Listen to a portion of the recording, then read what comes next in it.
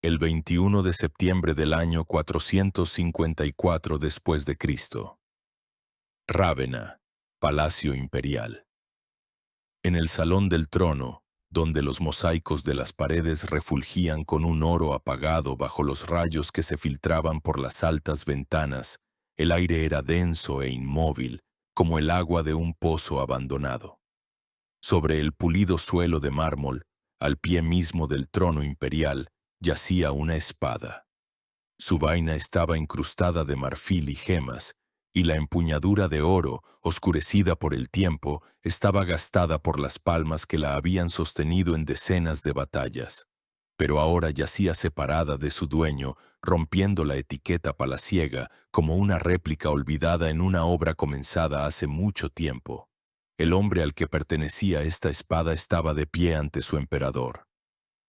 Flavio Aecio, 3 veces cónsul, patricio, Magister Utriusque Militiae, que significa maestro de ambas milicias, gobernante de facto del Imperio Romano de Occidente durante 20 años.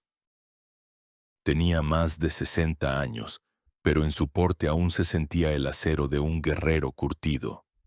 Su rostro, surcado de arrugas, era como un viejo mapa donde cada línea contaba historias de campañas en los bosques salvajes de la Galia, de negociaciones en las tiendas de los jefes bárbaros, de noches de insomnio en ciudades asediadas.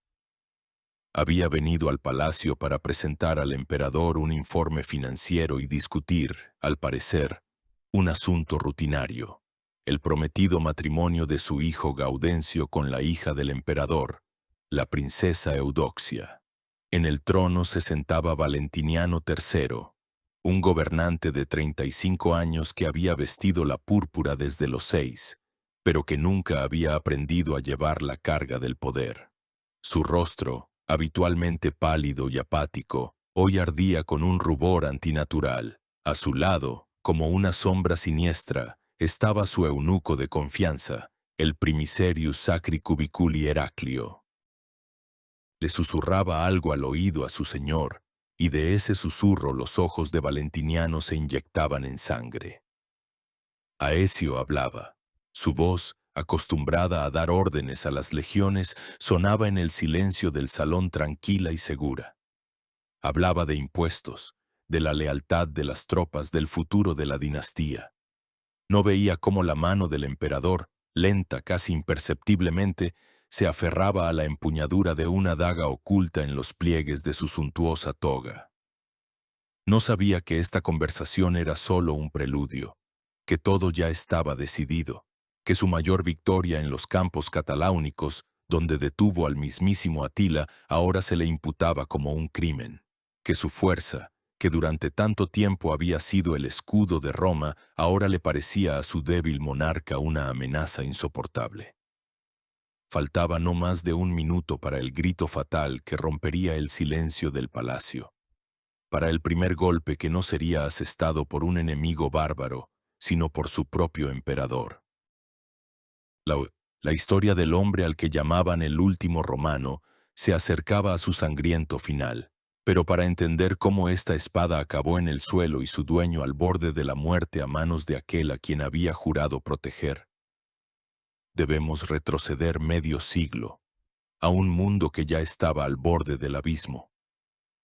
Un mundo que necesitaba desesperadamente un héroe, aunque al final ese mundo decidiera destruirlo. Antes de que nazca Aecio, antes de que su nombre se convierta en la última esperanza de la Roma agonizante, es necesario comprender en qué mundo le tocó nacer. El Imperio Romano de Occidente de finales del siglo IV y principios del V era un coloso, pero un coloso con pies de barro, carcomido por dentro y asediado por todos lados. La majestuosa fachada, heredada de Augusto y Trajano, ocultaba profundas grietas que cada década se hacían más anchas y peligrosas. Fue una época de grandes cambios, grandes miedos y grandes conmociones. El imperio ya no era una entidad única, gobernada desde la ciudad eterna. Ya a finales del siglo III, el emperador Diocleciano, tratando de hacer frente a la crisis, introdujo el sistema de la tetrarquía, es decir, un gobierno de 4. Aunque este sistema no arraigó, su principal resultado, la división del imperio en una parte occidental y otra oriental, se convirtió en una realidad irreversible. Tras la muerte en el 395 del último emperador de un estado unificado, Teodosio el Grande, el imperio fue dividido definitivamente entre sus 2 hijos. Al mayor, Arcadio, le tocó el rico y densamente poblado oriente, con capital en Constantinopla, y al menor, Honorio, el vasto pero cada vez más vulnerable occidente. La propia Roma había perdido hacía mucho tiempo su estatus de centro político. La ciudad era demasiado grande, demasiado aristocrática y, sobre todo, demasiado lejana de las turbulentas fronteras donde se decidía el destino del Estado. Los emperadores de Occidente preferían residencias más convenientes desde el punto de vista militar. Primero Mediolanum, la actual Milán, y luego, a partir del 402, la inexpugnable Rávena, rodeada de pantanos y con salida directa al mar. Roma seguía siendo un símbolo, el corazón cultural y espiritual, pero su corazón político ya no latía. El poder se había trasladado a los cuarteles y palacios de las ciudades fronterizas.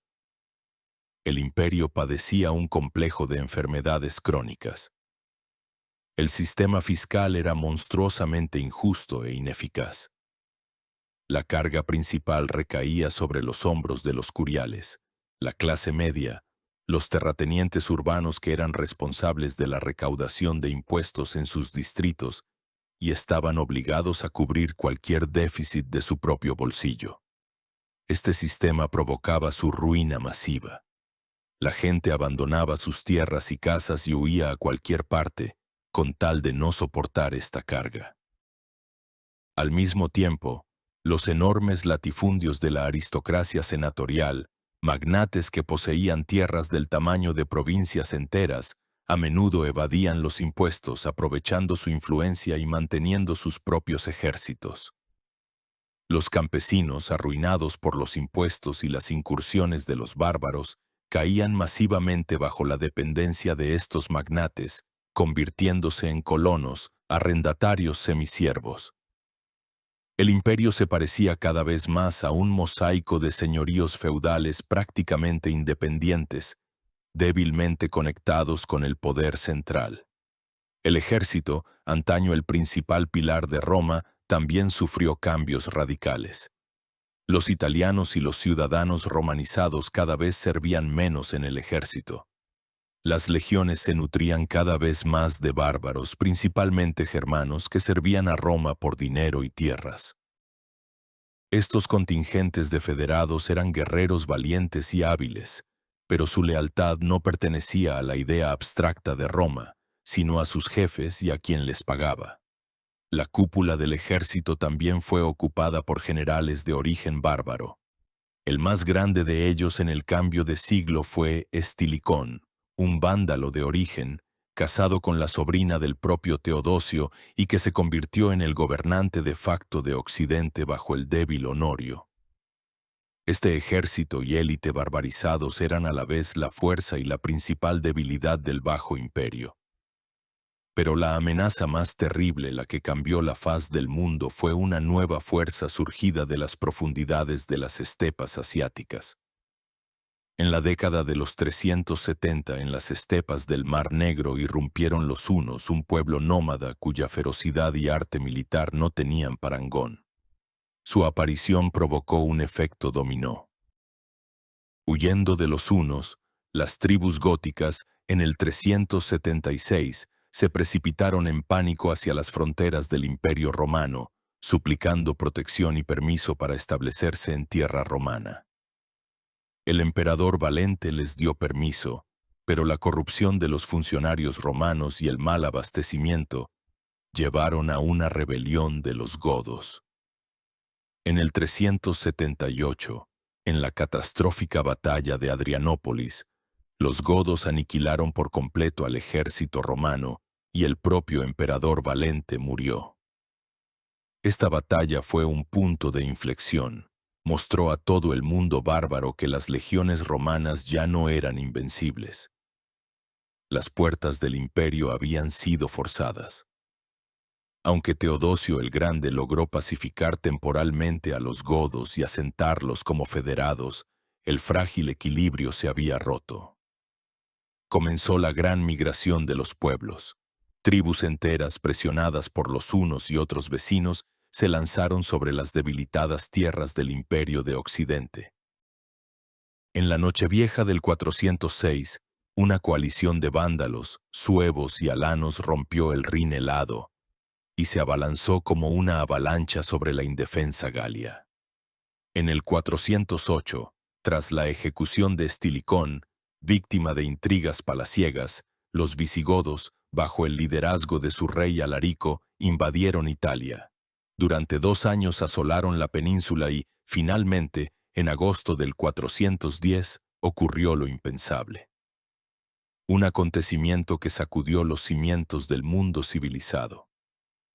La ciudad eterna, Roma, que no había visto un enemigo dentro de sus muros en 800 años, desde los tiempos de los galos de Breno, fue tomada y saqueada por los bárbaros de Alarico. El impacto psicológico fue peor que el material. Parecía el fin del mundo.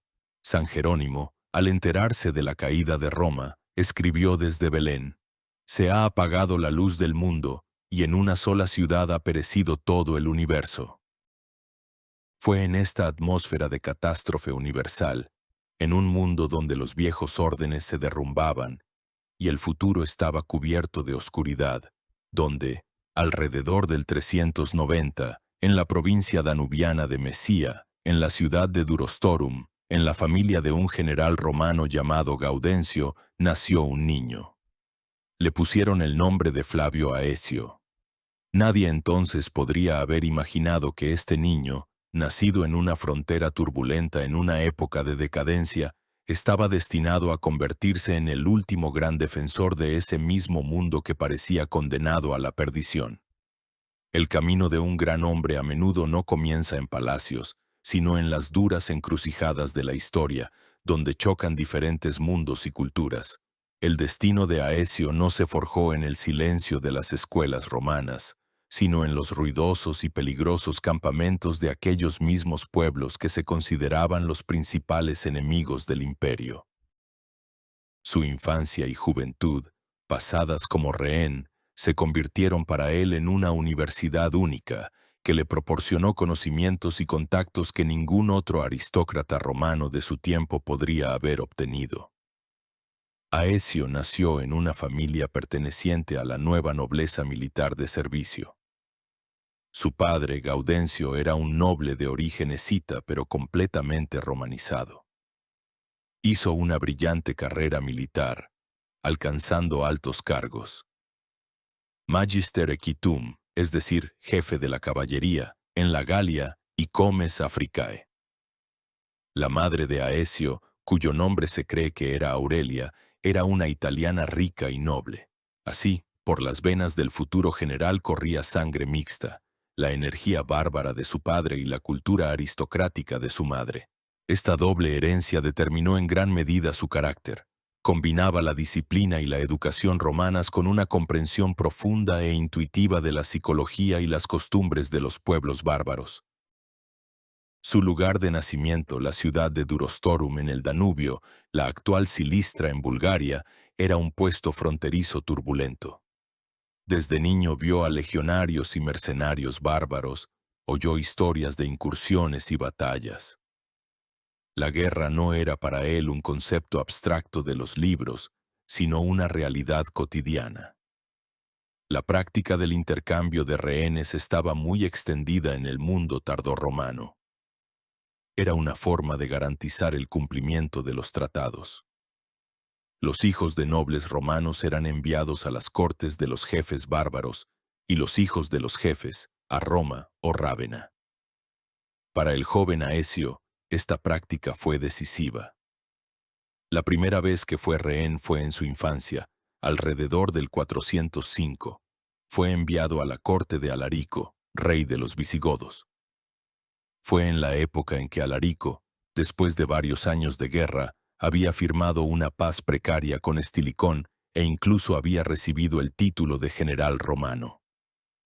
Aecio pasó unos 3 años en el campamento godo. Fue una experiencia inestimable. Vivió entre los godos, compartió con ellos comida y techo, aprendió su lengua, comprendió sus costumbres, sus conceptos de honor, lealtad y guerra. Vio sus puntos fuertes, como su feroz valentía en la batalla, su lealtad a su rey, la cohesión de su clan.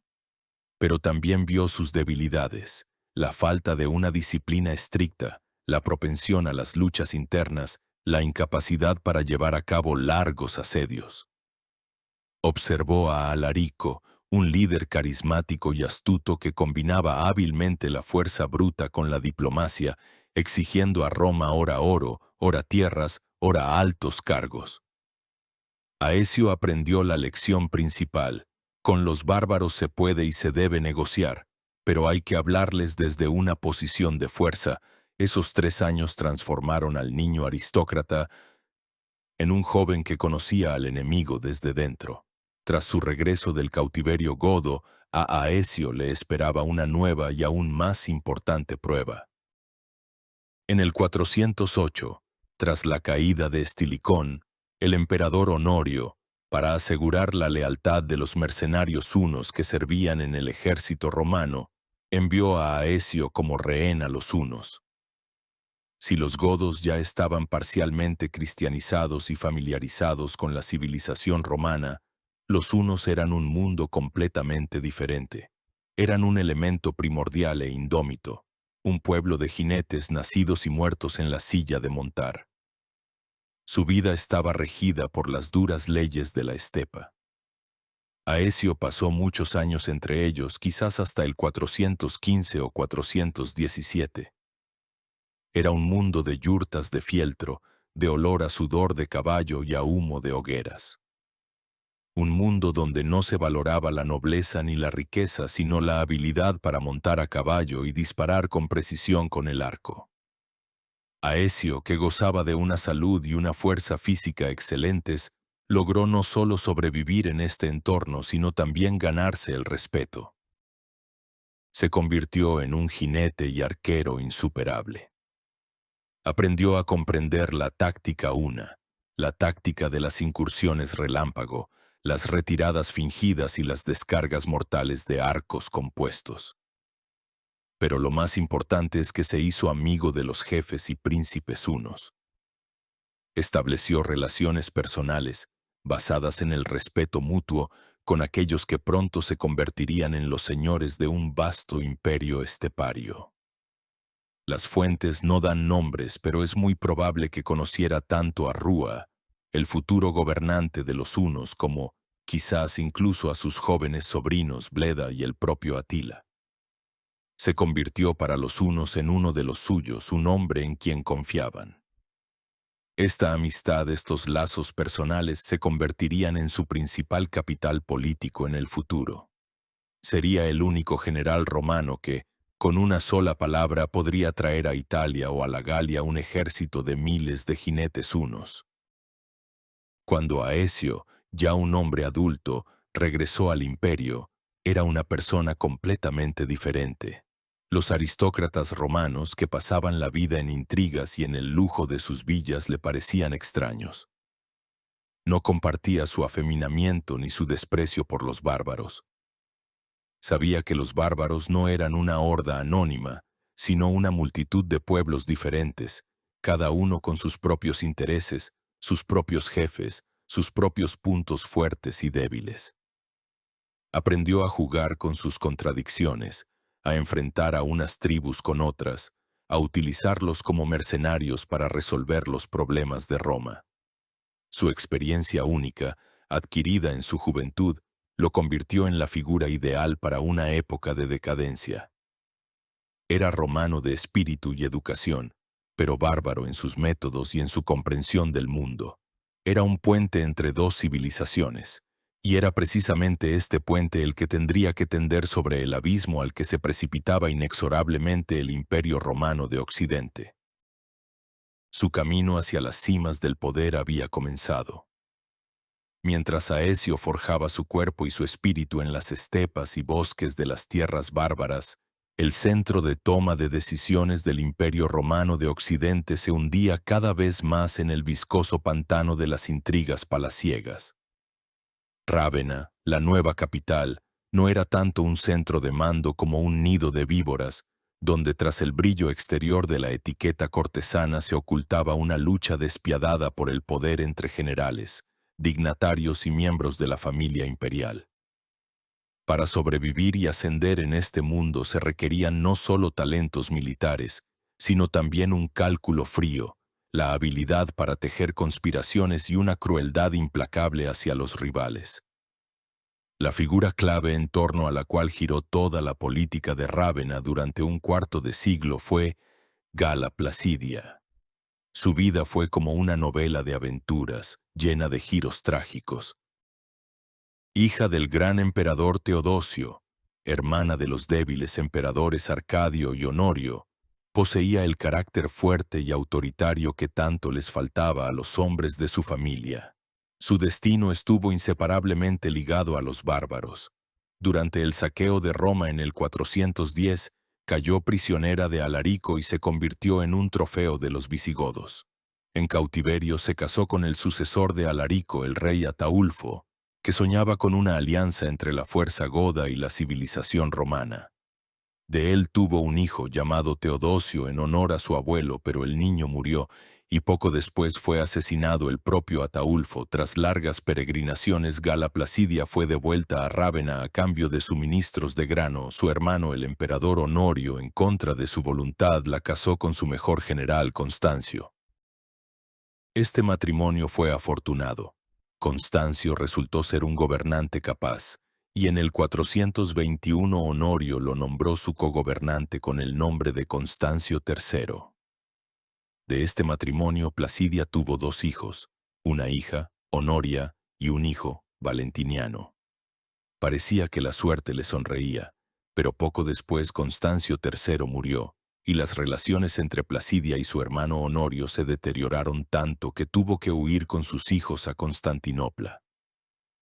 A la corte de su sobrino, el emperador de Oriente Teodosio II. El destino volvió a intervenir en el 423, cuando Honorio murió sin descendencia. El poder en Rávena fue usurpado por un alto funcionario llamado Juan. Esto le dio a Teodosio II un pretexto para intervenir. Proclamó al hijo de Placidia, Valentiniano, de 6 años, César y luego Augusto del Imperio de Occidente, y a la propia Placidia, regente. El ejército de Oriente invadió Italia. El usurpador Juan fue derrocado y ejecutado. En el 425, Gala Placidia regresó triunfalmente a Rávena, ya como gobernante de pleno derecho de Occidente.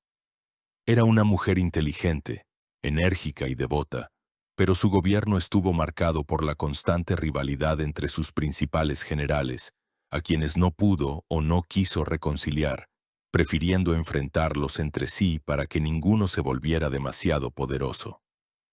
Fue en esta telaraña de intrigas donde tuvo que entrar Aecio, recién regresado de su cautiverio. Al regresar de las estepas junas, Aecio, gracias a su origen y talentos, obtuvo rápidamente su primer cargo importante. Se convirtió en cuidador del palacio, o cura palatí, bajo el usurpador Juan. Cuando el ejército oriental avanzó sobre Rávena, Juan, conociendo las conexiones únicas de Aecio, lo envió en busca de ayuda a los hunos. Aecio cumplió su misión brillantemente. Utilizando viejos conocidos y generosos regalos, convenció a los jefes hunos de que le proporcionaran un enorme ejército, según algunas fuentes, de hasta 60.000 jinetes. Con esta fuerza, se dirigió a Italia para salvar a su patrón, pero llegó tarde. Cuando los hunos se acercaron a Rávena, Juan ya había sido derrocado y ejecutado. Aecio se encontró en una posición extremadamente difícil. Había traído al corazón de Italia un ejército bárbaro enorme y peligroso, y aquel en cuyo bando luchaba estaba muerto. Frente a él se encontraban las victoriosas tropas del Imperio de Oriente bajo el mando del general Aspar, y el nuevo poder, en la persona de Gala Placidia, lo veía como un cómplice del usurpador. Un hombre menos capaz habría estado condenado. Pero Aecio demostró la cualidad que se convertiría en su sello distintivo, la habilidad de convertir la derrota en victoria. Hubo algunas escaramuzas entre sus hunos y el ejército de Aspar, pero no se llegó a una batalla decisiva. Aecio entabló negociaciones con Gala Placidia. Comprendía perfectamente que tenía la carta ganadora, 60.000 jinetes hunos a pocos días de marcha de Roma. Para el nuevo y aún inestable poder de Placidia, esto era una amenaza mortal. Como resultado, se llegó a un acuerdo que fue una obra maestra de pragmatismo político. Aecio convenció a los hunos, pagándoles generosamente del tesoro, de que regresaran al otro lado del Danubio. A cambio, Gala Placidia no solo lo perdonó por su servicio al usurpador, sino que lo nombró para uno de los más altos cargos militares del imperio, conde y comandante en jefe de las tropas en la Galia, es decir, comes et magister militum per Gallias. Así, habiendo perdido su primera campaña, Aecio ganó la batalla principal. No solo salvó su vida, sino que obtuvo el mando de toda una provincia y un ejército. Demostró a todos en la corte de Rávena que era una fuerza a tener en cuenta. Una fuerza que en cualquier momento podía invocar una tormenta de la estepa desde más allá del Danubio. Su carrera había comenzado, pero le esperaba un enfrentamiento con otros hombres fuertes del imperio, y esta lucha sería a vida o muerte. El ascenso de Aecio no podía pasar desapercibido.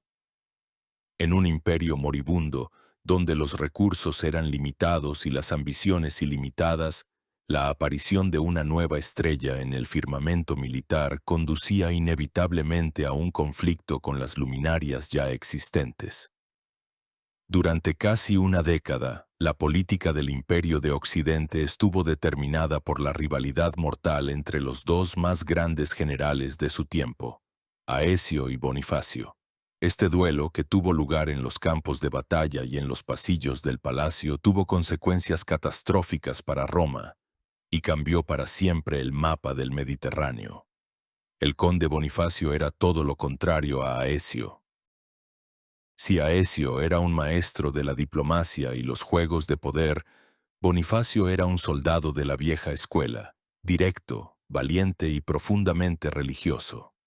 Se había hecho famoso por sus victorias sobre los godos en la Galia y los moros en África.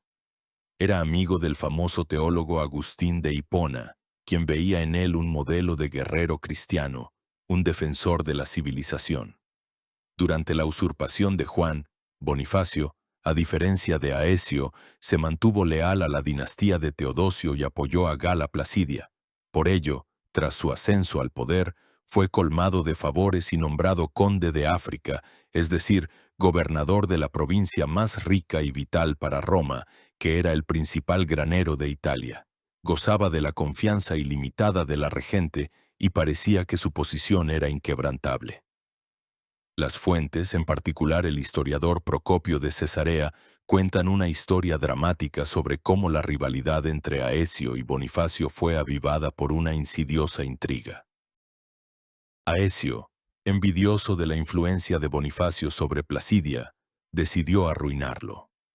Supuestamente comenzó a susurrar a la regente que Bonifacio estaba preparando una rebelión y que planeaba proclamarse emperador en África. Como prueba, le aconsejó que llamara a Bonifacio a Rávena, asegurándole que se negaría a obedecer. Al mismo tiempo, envió en secreto una carta al propio Bonifacio en la que, fingiendo ser su amigo, le advertía que Placidia planeaba eliminarlo y que la llamada a la capital era solo una trampa para arrestarlo y ejecutarlo. Le aconsejó a Bonifacio que bajo ningún concepto acudiera. Bonifacio cayó en esta trampa diabólica. Siendo un hombre de honor, no podía creer en la perfidia de su protectora, pero tampoco podía ignorar la advertencia de un amigo.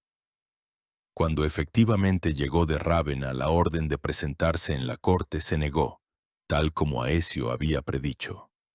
Para Gala Placidia, esto fue una prueba irrefutable de su traición. Declaró a Bonifacio enemigo del Estado y envió tropas contra él. Encontrándose en una situación desesperada, Bonifacio dio un paso fatal que tuvo consecuencias incalculables. Para defenderse de las tropas imperiales, en el 429 pidió ayuda a los vándalos que en ese momento se encontraban en España. Firmó un tratado con su rey Genserico, según el cual los vándalos recibirían parte de las tierras africanas a cambio de apoyo militar. Genserico era uno de los jefes bárbaros más astutos y despiadados de la época. No tenía intención de ser un peón en las guerras civiles romanas. Al frente de todo su pueblo, unos 80.000 hombres, mujeres y niños cruzó el estrecho de Gibraltar hacia África. Pero no vino como un aliado, sino como un conquistador. Los vándalos pasaron a sangre y fuego por las prósperas provincias africanas. Saquearon ciudades, destruyeron villas, persiguieron al clero ortodoxo ya que los vándalos eran arrianos. Bonifacio se dio cuenta con horror de su error. Para entonces la intriga de Aecio aparentemente había sido descubierta, y Placidia, al darse cuenta de que había sido engañada, se reconcilió con su antiguo general, pero ya era demasiado tarde. Bonifacio, uniendo sus fuerzas con los refuerzos enviados desde Italia y Constantinopla, intentó detener a los vándalos, pero fue derrotado. Fue asediado en la ciudad de Hipona, durante cuyo asedio murió su amigo Agustín de Hipona. Todo el norte de África, a excepción de unas pocas ciudades, se perdió para el imperio. La pérdida del grano africano fue para Roma un golpe mortal del que nunca se recuperaría. Mientras Bonifacio luchaba desesperadamente en África, Aecio consolidaba sus posiciones en la Galia. Durante varios años, del 425 al 432, libró guerras incesantes defendiendo la provincia de los francos, los godos y otras tribus. Obtuvo una serie de brillantes victorias, restaurando el control romano sobre una parte significativa de la Galia. Su autoridad como general crecía sin cesar. En el 432, Gala Placidia, completamente decepcionada de Bonifacio, que había perdido África, y temiendo cada vez más el poder de Aecio, decidió cambiar de nuevo el equilibrio de fuerzas.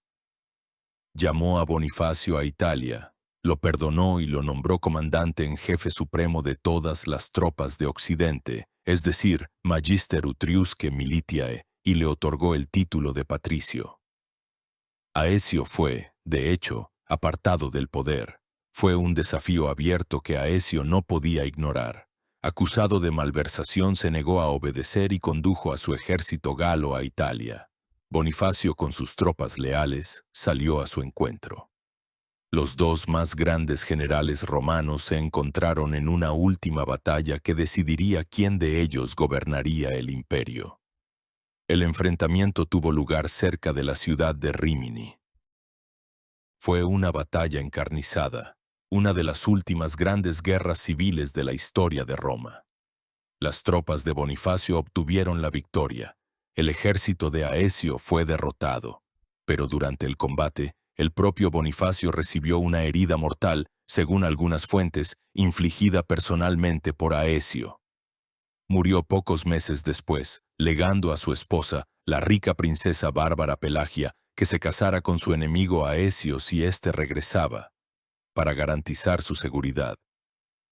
Aecio, habiendo perdido la batalla, huyó a sus propiedades y luego a sus viejos amigos, los hunos, y de nuevo, como al principio de su carrera, regresó a Italia al frente de un enorme ejército huno. Las fuerzas del nuevo comandante en jefe, el yerno de Bonifacio Sebastián, eran insignificantes en comparación con esta horda. La corte de Rávena estaba en pánico. Gala Placidia se vio obligada a capitular. Aecio dictó sus condiciones. Recibió el mismo cargo de comandante en jefe supremo que había ocupado su difunto rival, y el título de patricio. Su poder se volvió indiscutible. Sebastián huyó a Constantinopla, y Aecio, fiel a la palabra del enemigo moribundo, se casó con la viuda de Bonifacio, Pelagia, uniendo sus enormes fortunas. Así, habiendo perdido la batalla decisiva, Aecio ganó de nuevo la guerra, desde el 433 hasta su muerte en el 454. Sería el gobernante indiscutible del Imperio Romano de Occidente. Alcanzó la cima del poder. Pero esta cima se compró a un precio terrible, la pérdida de África y la sangre de miles de soldados romanos muertos en una guerra fratricida. Ahora le correspondía defender en solitario lo que quedaba del imperio. Habiendo salido victorioso de la lucha mortal por el poder, Aecio se convirtió durante 2 décadas en el amo indiscutible del imperio de Occidente. El emperador Valentiniano III crecía, pero seguía siendo solo una sombra en el trono, completamente apartado del gobierno real. Gala Placidia, habiendo perdido su antigua influencia, se dedicó a la religión y a la construcción de iglesias. Todo el peso de la defensa de un estado en desintegración recayó sobre los hombros de Aecio. Su principal escenario, su segundo hogar y el campo de sus mayores hazañas fue la Galia, la provincia más grande y una de las más ricas de Occidente, desgarrada por los bárbaros y las revueltas internas. La Galia de la época de Aecio ya no era la provincia unificada y próspera que había sido bajo los antoninos. Se había convertido en un caldero hirviente donde los restos de la administración, el ejército y la aristocracia romanas intentaban sobrevivir rodeados de enclaves bárbaros cada vez más agresivos. En el suroeste, en Aquitania, con capital en Tolosa, Toulouse, se habían establecido firmemente los visigodos. Formalmente eran federados romanos, pero en la práctica actuaban como gobernantes independientes, tratando constantemente de expandir sus dominios a expensas de los territorios romanos, buscando una salida al Mediterráneo. En el este, en el valle del Rin, los francos ganaban fuerza. Aún no era el reino unificado de Clodoveo. Los francos eran una confederación de tribus que, lenta pero inexorablemente, se infiltraban en territorio romano, capturando ciudades y tierras. En Sapaudia, la actual Saboya, se habían asentado los burgundios, otros federados romanos que también soñaban con su propio reino. Además de estas grandes formaciones bárbaras, la Galia era asolada por otras calamidades. Piratas sajones realizaban incursiones en la costa norte. Los alanos, que habían llegado con los vándalos, se asentaron en la región de Orleans. Y en las regiones centrales y noroccidentales, especialmente en Armórica, la actual Bretaña, estallaban constantemente revueltas de los bagaudas, campesinos desesperados, esclavos fugitivos y ciudadanos arruinados que, al no ver protección por parte del Estado romano, creaban sus propias bandas de hombres libres, atacando las villas de los ricos y a los recaudadores de impuestos. En estas condiciones caóticas, Aecio desarrolló su propia estrategia única, que era una mezcla de ataques militares despiadados, una diplomacia compleja y un amplio uso de unos bárbaros contra otros. No podía esperar grandes refuerzos de Italia, tenía que arreglárselas con las fuerzas que tenía a mano, los restos de las tropas galo-romanas regulares y, lo más importante, su ejército personal de mercenarios hunos. Su política fue la cima del pragmatismo. No intentó expulsar a todos los bárbaros de la Galia, simplemente no tenía la fuerza para ello. Su objetivo era mantener un frágil equilibrio de poder, un statu quo, en el que ninguna de las facciones bárbaras pudiera volverse demasiado fuerte y amenazar el dominio romano en general. Contra los visigodos, durante muchos años, Aecio libró una tenaz lucha con sus reyes, principalmente con el ambicioso Teodorico I. Los godos violaban constantemente el tratado e intentaban capturar grandes ciudades romanas como Narbona y Arles. Aecio les infligió varias duras derrotas. En el 436 asedió su capital, Tolosa, y en el 439 su general Litorio, utilizando mercenarios hunos, volvió a derrotar a los godos y casi captura a Teodorico. Sin embargo, Aecio nunca buscó la aniquilación total de los visigodos. Después de derrotarlos, cada vez firmaba una nueva paz con ellos, restaurando su estatus de federados. Comprendía que necesitaba a los visigodos como contrapeso a otros enemigos. Con los burgundios, Aecio fue mucho más cruel. Cuando su rey Gundahar intentó expandir sus dominios en el 435, Aecio lanzó contra ellos a sus hunos.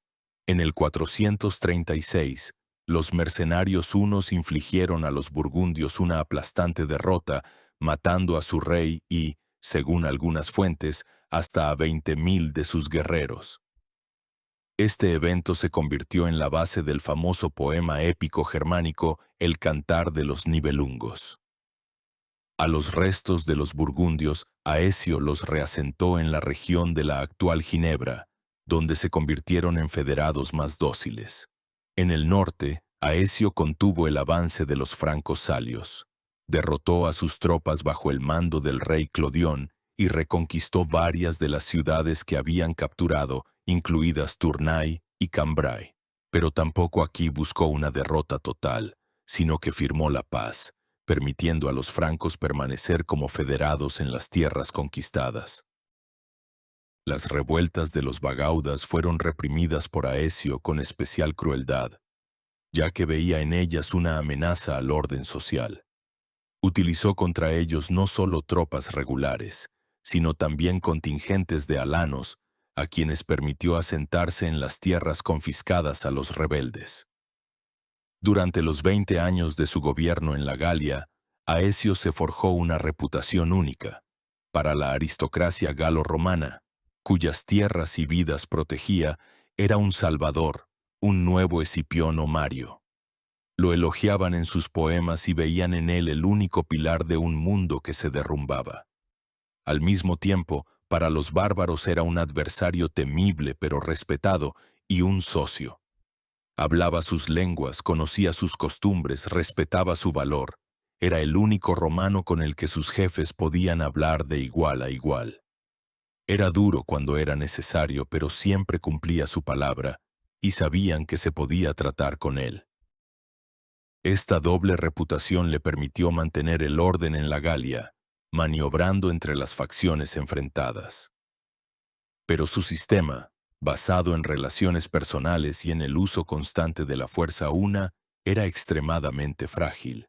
Dependía completamente de él mismo y de su capacidad para pagar a sus mercenarios. Y mientras remendaba los agujeros en la frontera de la Galia, desde las profundidades de las estepas ya se avecinaba una nueva y sin precedentes tormenta. Una tormenta que barrería todas sus frágiles alianzas y lo obligaría a enfrentarse al adversario más terrible de su vida.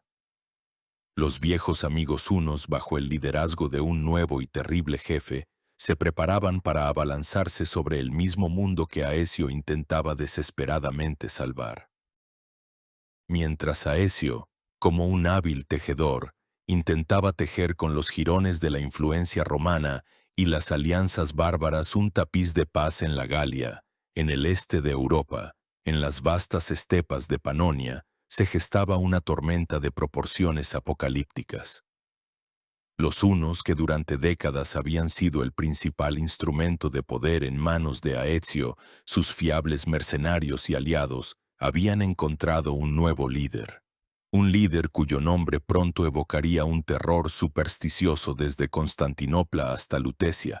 Se llamaba Atila, y no tenía intención de seguir siendo el mercenario de nadie. Quería ser el señor del mundo. Los hunos, que aparecieron en Europa a finales del siglo IV, durante mucho tiempo no constituyeron un estado unificado.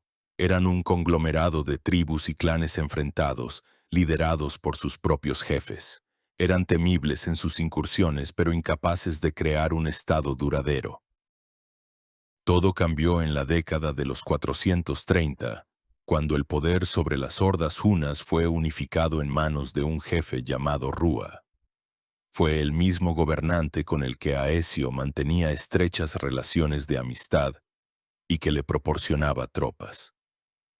Rúa fue el primero en comprender que no solo se podía saquear el Imperio Romano, sino también chantajearlo sistemáticamente, obteniendo enormes tributos en oro. Tras la muerte de Rúa, alrededor del 434, el poder pasó a sus dos sobrinos, los hermanos Bleda y Atila. Durante 10 años gobernaron conjuntamente, continuando la política de su tío. Crearon un vasto imperio que se extendía desde el Cáucaso hasta el Rin, sometiendo a decenas de tribus bárbaras como los ostrogodos, gépidos, alanos y érulos. El centro de su imperio se encontraba en el territorio de la actual Hungría, donde en una gran ciudad de madera se encontraba el campamento de los reyes hunos. Realizaban incursiones devastadoras con regularidad en el Imperio Romano de Oriente, es decir, Bizancio, obligando al emperador Teodosio II a pagar un tributo cada vez mayor. Alrededor del 445 ocurrió un suceso que lo cambió todo. Bleda fue asesinado. La mayoría de los historiadores coinciden en que cayó a manos de su hermano. Atila se convirtió en el único gobernante del Imperio Huno. ¿Cómo era este hombre que recibió de los aterrorizados cristianos el apodo de azote de Dios o flagellum Dei? El diplomático e historiador romano Prisco de Panio, que visitó personalmente el campamento de Atila como parte de una embajada, nos ha dejado un retrato verbal único de él. Atila no se parecía al monstruo de las leyendas. Era de baja estatura, fornido, con una cabeza grande, ojos pequeños y hundidos, una nariz chata y una barba rala.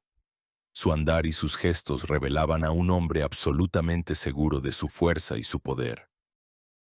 A diferencia de sus jefes, que se pavoneaban con joyas de oro y bebían de copas de plata, Atila era ostentosamente modesto. En el banquete que organizó para los embajadores romanos, le sirvieron la comida en un simple plato de madera y bebió de una taza de madera. Su ropa era de lino sencillo, y su espada, cinturón y brida no tenían adornos. No era pobreza, sino una imagen calculada. Mostraba a todos que su grandeza no residía en el oro, sino en él mismo, en su personalidad. Era un hombre de un temperamento indómito, irascible y cruel, pero al mismo tiempo un político astuto, calculador y previsor. No era un simple saqueador, sino un constructor de imperios. Creó un sistema de gobierno en el que los pueblos sometidos le pagaban tributo y le proporcionaban guerreros para su ejército. Su palabra era ley para cientos de miles de personas. La leyenda decía que poseía la espada sagrada de Marte, que fue encontrada por un pastor en la estepa. La posesión de esta espada supuestamente le daba derecho al poder sobre todo el mundo. Y Atila, al parecer, creía en su propio destino. Durante mucho tiempo, Atila no tocó el imperio de Occidente. Quizás lo detuvieron sus antiguos lazos de amistad con Aecio, a quien incluso otorgó el título honorífico de general romano, Magister Militum. Pero a finales de la década de los 440, la situación cambió. El Imperio de Oriente, donde había llegado al poder un nuevo emperador más decidido, Marciano, se negó a pagar el tributo. La mirada de Atila se volvió hacia Occidente. Solo necesitaba un pretexto para la invasión, y ese pretexto se lo proporcionó una mujer de la propia familia imperial. Justa Grata Honoria era hermana del emperador Valentiniano III. Ambiciosa y obstinada, se sentía agobiada por su posición subordinada en la corte. Alrededor del 449, fue sorprendida en una relación amorosa con uno de los funcionarios de la corte. Estalló un escándalo. El amante fue ejecutado y a la propia Honoria, para domar su carácter, decidieron casarla con un senador anciano y de confianza. Desesperada, Honoria dio un paso demencial. Envió en secreto a Atila, a su eunuco de confianza, con un mensaje en el que suplicaba al rey Huno que la salvara de un matrimonio odiado. Como garantía de su petición, adjuntó su anillo personal con su sello. Para Atila, fue un regalo del cielo. Interpretó este mensaje a su manera. Anunció que aceptaba la propuesta de matrimonio de Honoria y que ahora la consideraba su esposa legítima. Y el anillo, según él, era la prueba de sus derechos al trono. Como dote por su novia, exigió a Valentiniano III nada menos que la mitad del Imperio Romano de Occidente. La corte de Rávena estaba aterrorizada. Valentiniano se enfureció y quiso ejecutar a su hermana, y solo la intercesión de su madre, Gala Placidia, le salvó la vida. Por supuesto, las exigencias de Atila fueron rechazadas. Pero ahora tenía un pretexto formal para la guerra. Comenzó a reunir un enorme ejército para tomar por la fuerza su herencia. Sobre la Galia e Italia se cernían nubes de tormenta. Aecio comprendía que su vieja amistad con los hunos ya no significaba nada. No se enfrentaba a una simple incursión bárbara. Se le venía encima el señor de los pueblos, un hombre que se consideraba el dueño del mundo. Y en el camino de esta horda solo estaba él, el último romano. En la primavera del 451, un ejército enorme, como Europa no había visto desde las invasiones persas a Grecia, cruzó el Rin e invadió la Galia. No fue una simple incursión en busca de botín, fue una migración de pueblos en son de conquista. Al frente de esta horda estaba Atila, y su objetivo no era simplemente saquear la provincia, sino aplastar el poder romano y tomar lo que consideraba suyo por derecho, la mitad del imperio. Para Aecio y todo el mundo occidental, había llegado la hora de la prueba decisiva. El ejército de Atila era verdaderamente multinacional. Su núcleo lo constituían los jinetes hunos, arqueros insuperables que infundían terror con su rapidez y crueldad.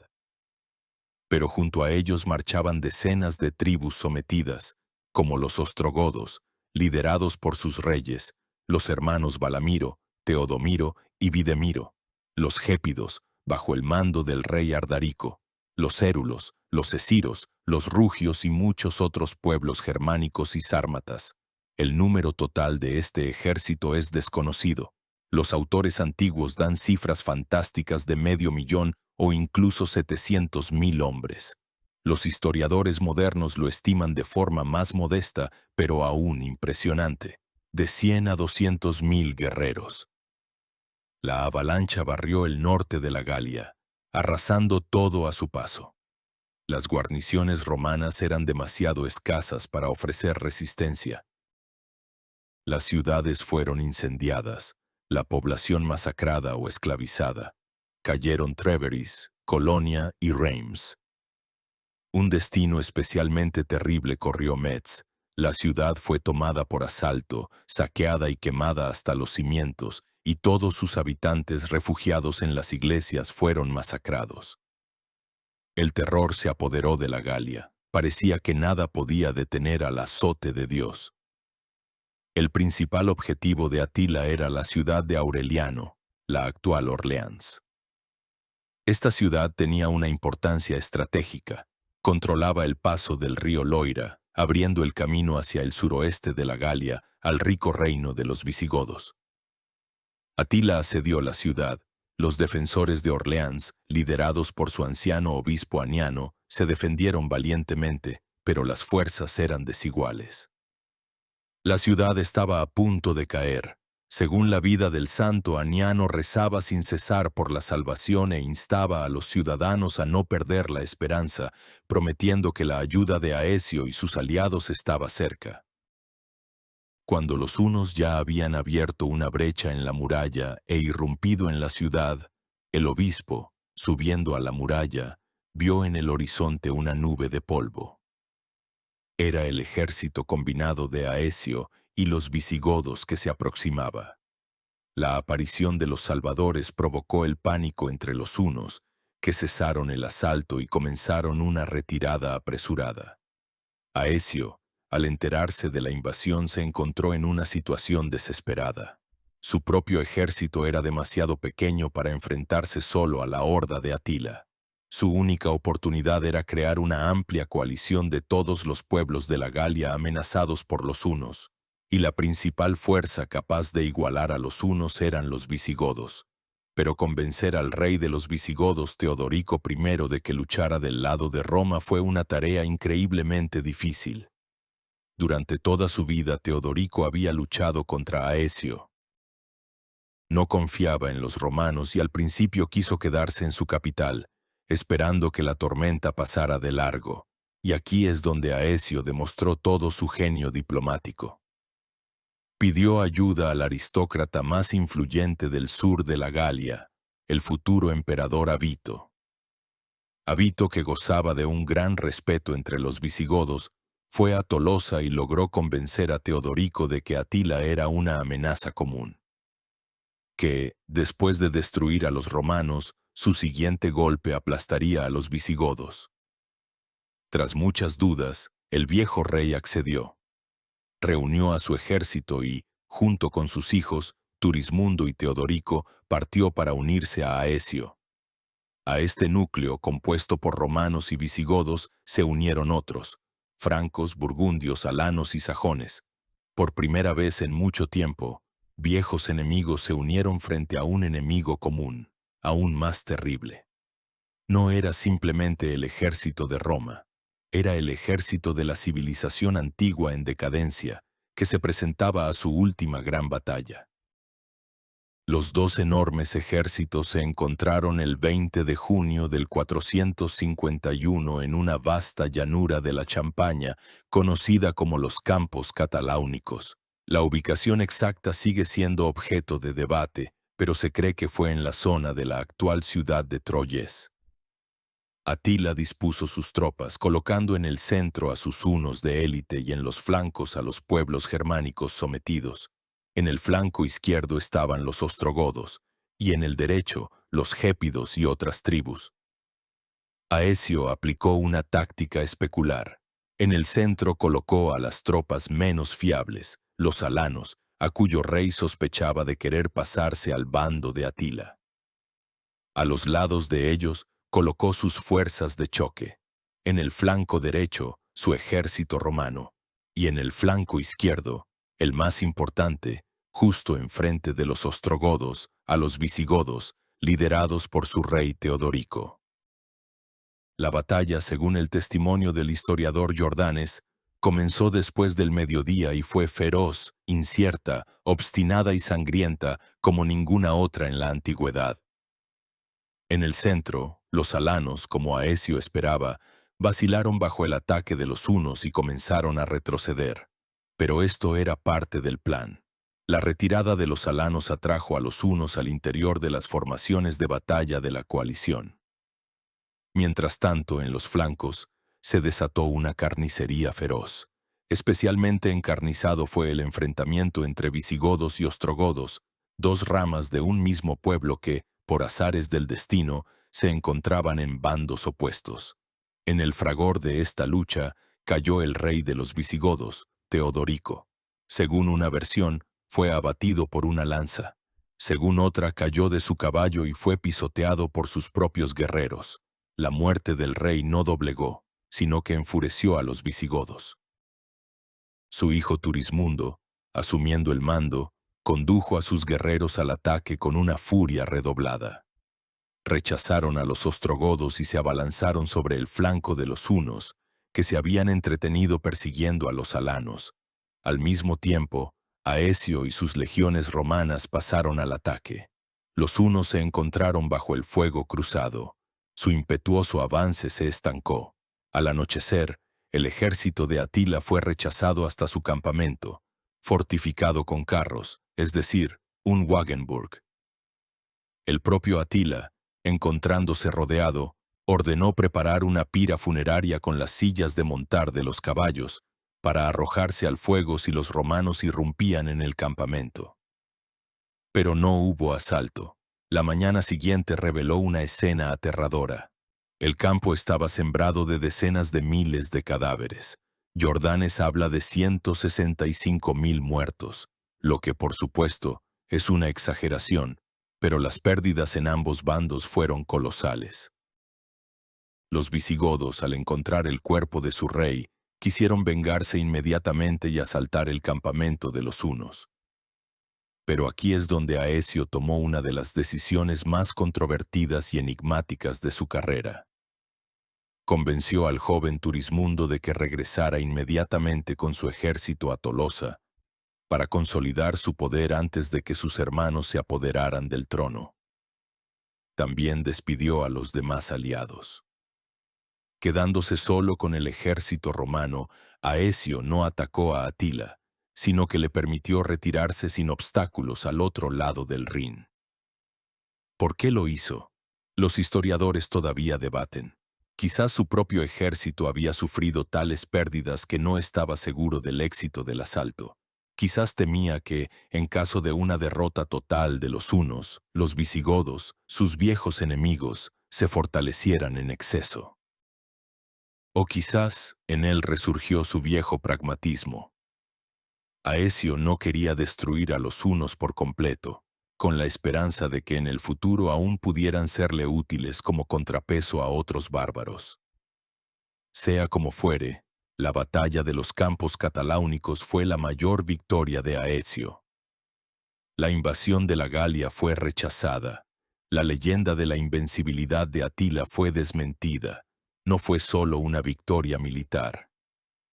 Fue una victoria de la civilización sobre el caos, la última gran batalla que ganó el Imperio Romano de Occidente.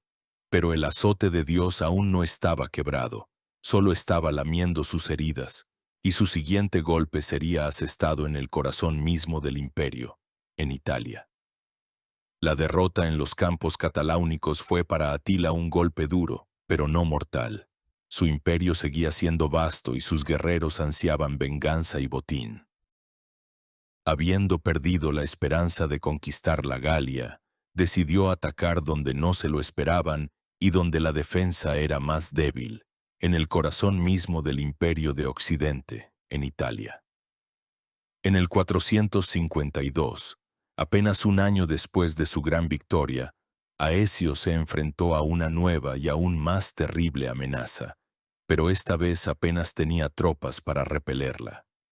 En la primavera del 452, la horda huna, recuperada de sus pérdidas, cruzó los Alpes julianos e invadió el noreste de Italia. La primera en su camino fue Aquilea, una de las ciudades más grandes y ricas de la época, un importante centro comercial y una poderosa fortaleza.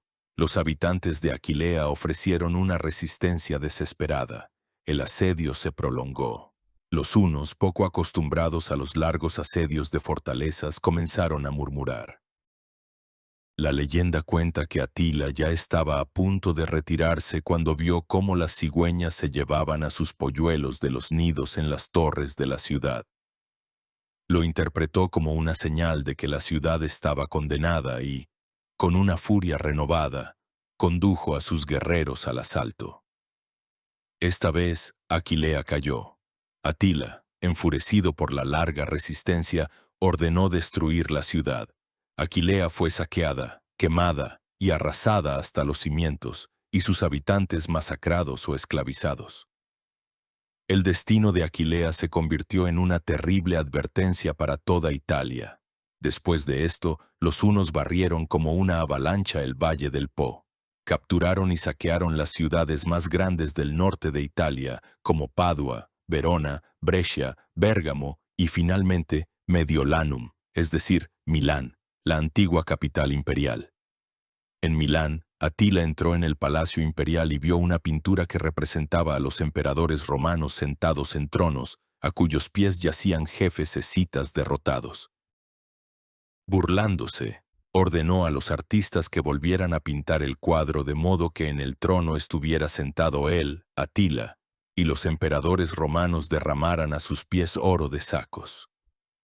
Aecio, que se encontraba en Italia, se encontró en una situación prácticamente desesperada. Su ejército, que había sufrido pérdidas gravísimas en la Galia, era demasiado pequeño. Sus aliados bárbaros, los visigodos y los francos, que luchaban por sus propias tierras en la Galia, No tenían ningún deseo de ir a morir por Italia. Todo lo que Aecio podía hacer era librar una guerra de guerrillas, hostigar la retaguardia y las comunicaciones de los hunos, pero no podía detener a su ejército principal. En Rávena y Roma reinaba el pánico. El emperador Valentiniano III y su corte se preparaban para huir. Parecía que nada podía salvar a la ciudad eterna del destino que le había sobrevenido en el 410, cuando fue saqueada por los godos de Alarico. Pero esta vez podría ser mucho peor. Atila era mucho más despiadado que Alarico. En este momento de desesperación, el emperador y el senado decidieron dar un último paso. Enviaron una embajada a Atila para suplicarle la paz. Pero no fue una embajada ordinaria. En ella no solo figuraban nobles senadores, sino también un hombre cuya autoridad no era militar, sino espiritual, el obispo de Roma, el Papa León I. León I, más tarde apodado el Grande, fue una de las figuras más destacadas de su tiempo. Enérgico, culto y dotado de un gran poder de persuasión, no era solo un líder religioso, sino el gobernante de facto de Roma, el organizador de su vida y su defensa. La embajada se encontró con Atila a orillas del río Mincio, cerca de Mantua. Lo que ocurrió exactamente durante este encuentro permanecerá para siempre como un misterio, envuelto en leyendas. La tradición eclesiástica posterior, inmortalizada en el famoso fresco de Rafael, describe un milagro.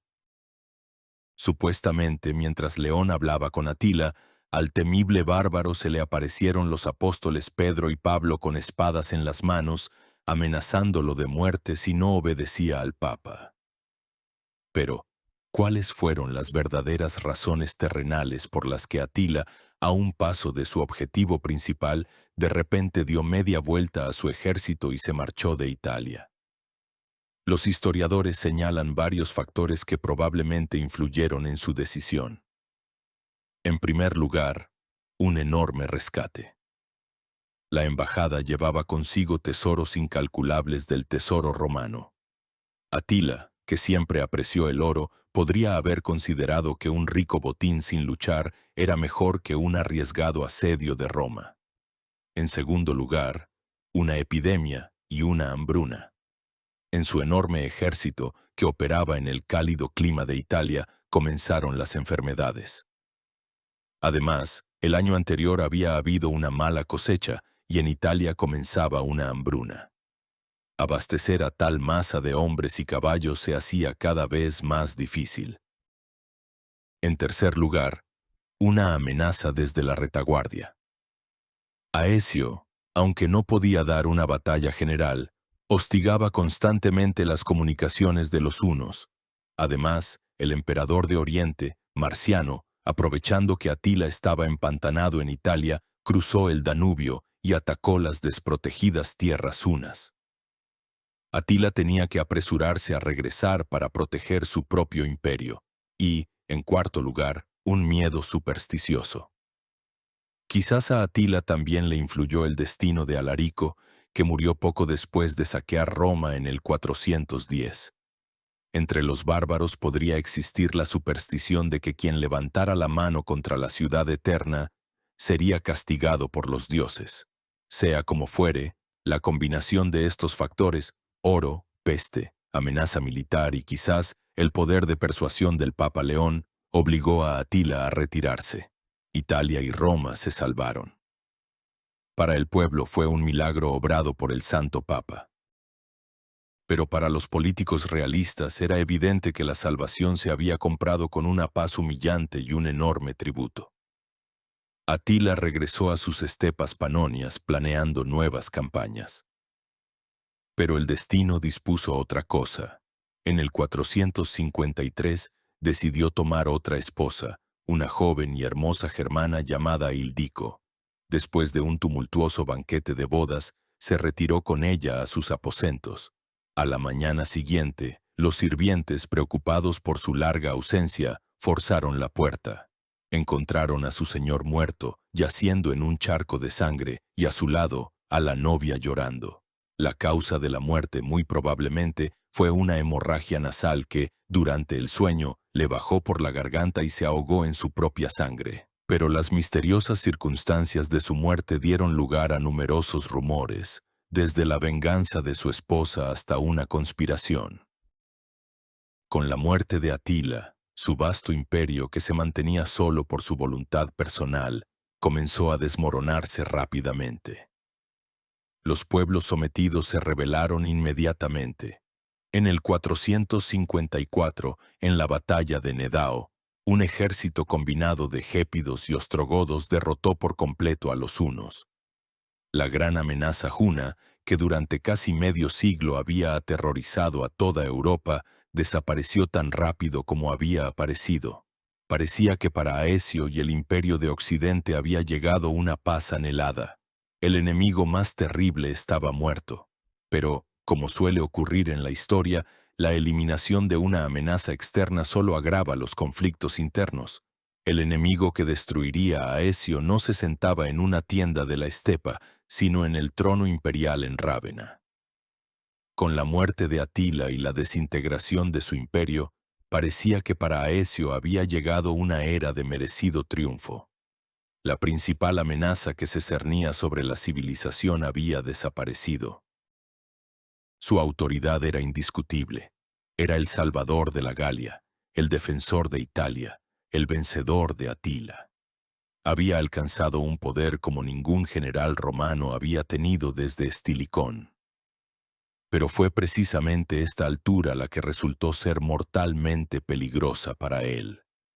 En el aire enrarecido del poder absoluto, no se dio cuenta de cómo, en la sombra del trono, se acumulaban la envidia, el miedo y el odio, que le preparaban un golpe de daga. En el 454, Aecio estaba en el cenit de su gloria. Se convirtió por tercera vez en cónsul, el más alto honor para un ciudadano romano. Su hijo, Gaudencio, estaba prometido a la hija del emperador Valentiniano III, la princesa Eudoxia. Este matrimonio debía emparentar a la familia de un soldado sin linaje con la antiquísima dinastía de Teodosio, y convertir a su hijo y, en el futuro, quizás a su nieto, en herederos del trono imperial. Para Aecio, era la culminación de su carrera, una garantía de estabilidad para el imperio y de futuro para su familia. Pero para otros, esto parecía el último paso hacia la usurpación del poder. El hombre que durante 20 años había gobernado en nombre del emperador, ahora parecía prepararse para fundar su propia dinastía. Y esto no podía sino causar miedo y envidia en quienes rodeaban el trono. Los principales enemigos de Aecio se convirtieron en los dos hombres que tenían la mayor influencia sobre el emperador, el senador Petronio Máximo y el eunuco que administraba las cámaras imperiales, Heraclio. Petronio Máximo era uno de los aristócratas más ricos y nobles de Roma. Había sido 2 veces cónsul, 2 veces prefecto de Italia y prefecto de Roma. Era un representante de la vieja nobleza senatorial que odiaba a Aecio como a un advenedizo que los había apartado del poder real. El odio personal de Máximo hacia Aecio se agravaba por el hecho de que el general, según los rumores, obstaculizaba sus ambiciones de carrera. Pero la principal causa de la enemistad, según el testimonio del historiador Juan de Antioquía, era aún más personal y baja. El emperador Valentiniano, conocido por su libertinaje, deseaba a la esposa de Máximo. Para atraerla al palacio, jugó a los dados con Máximo y, al ganar, tomó como prenda su anillo. Luego envió a un sirviente con este anillo a la esposa del senador, y ella, pensando que la llamaba su marido, acudió al palacio, donde fue deshonrada por el emperador.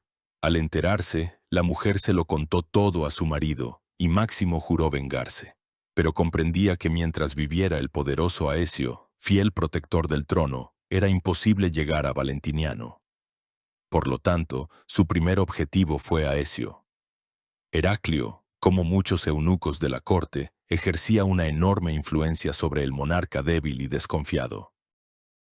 Veía en Aecio a su principal competidor por el favor del emperador. Constantemente le susurraba a Valentiniano que Aecio era demasiado poderoso, que los soldados solo le eran leales a él, que después de la boda de sus hijos no se detendría y tomaría el trono él mismo. Pintaba en la imaginación del emperador terribles cuadros de humillación y muerte. El propio Valentiniano III era un hombre que había vivido toda su vida a la sombra de otros. Primero de su autoritaria madre Gala Placidia, luego del todopoderoso Aecio. Llevaba la púrpura, pero no tenía poder real.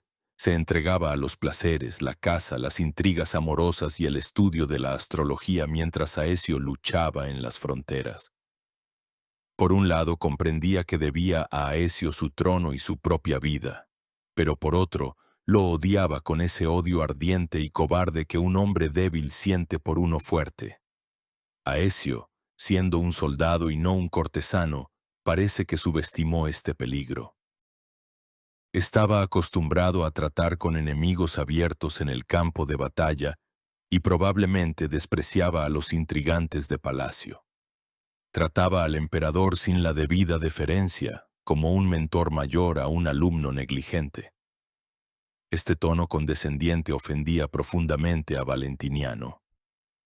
Los conspiradores Máximo y Heraclio jugaron hábilmente con estos sentimientos.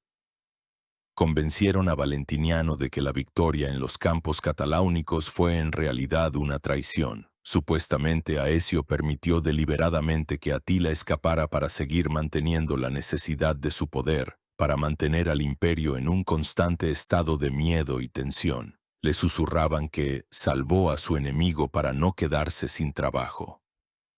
Las semillas de la sospecha cayeron en terreno fértil.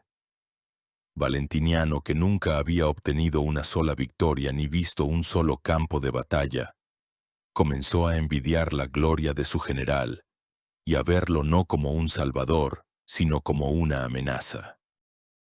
El 21 de septiembre del 454, Aecio fue convocado al palacio en Rávena para discutir asuntos financieros y la próxima boda. Acudió solo, sin escolta, sin esperar ningún peligro. Los acontecimientos posteriores, descritos en el prólogo, se desarrollaron rápidamente. Durante el informe de Aecio, el emperador Valentiniano, instigado por Heraclio, se levantó de repente del trono y, gritando, «He aquí mi izquierda y he aquí tu derecha», acusó al general de todos los pecados capitales, de aspirar a arrebatarle el imperio. Sin dar a Aecio tiempo para reaccionar, desenvainó su espada, según otra versión, una daga, y le asestó el primer golpe.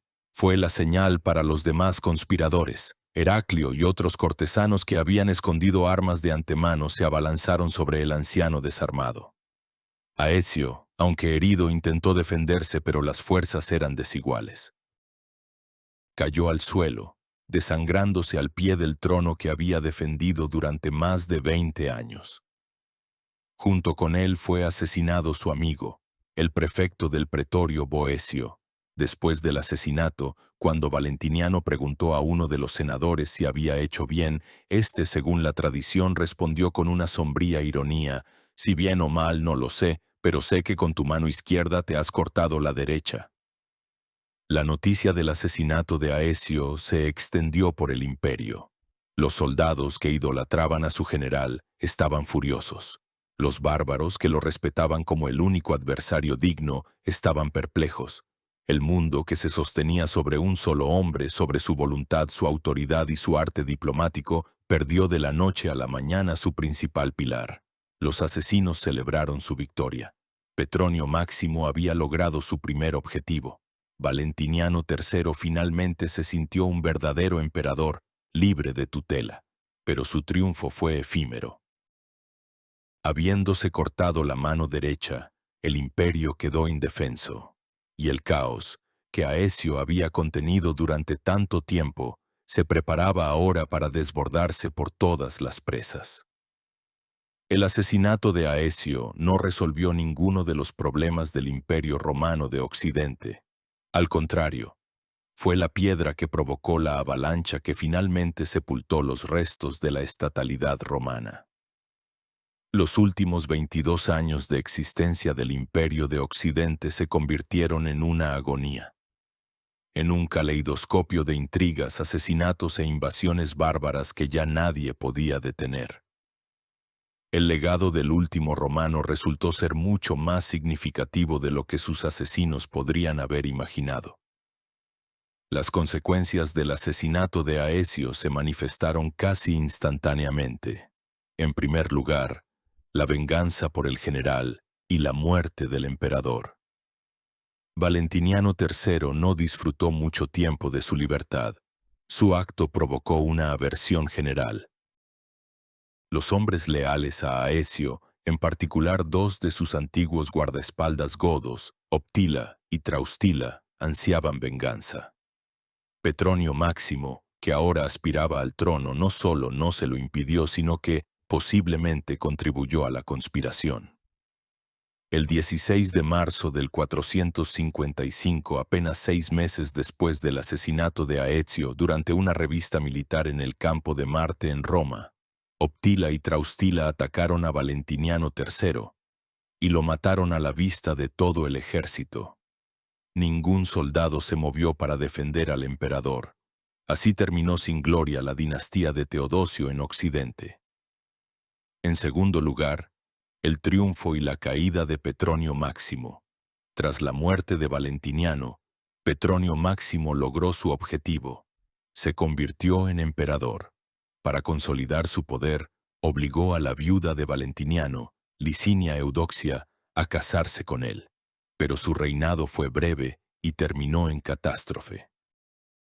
Eudoxia, que odiaba al asesino de su marido y que se había convertido en su esposa a la fuerza, dio un paso desesperado. Envió en secreto un mensaje al rey de los vándalos, Genserico, en Cartago, suplicándole que viniera a liberarla. En tercer lugar, el saqueo de Roma por los vándalos en el 455. Genserico no se hizo esperar. En junio del 455, una enorme flota vándala apareció en la desembocadura del Tíber. En Roma cundió el pánico. El emperador Petronio Máximo, en lugar de organizar la defensa, intentó huir de la ciudad, pero fue reconocido por la multitud, apedreado y descuartizado. Su reinado duró solo 77 días. 3 días después los vándalos entraron en la ciudad indefensa. Esta vez, el saqueo fue mucho más metódico y devastador que el de Alarico.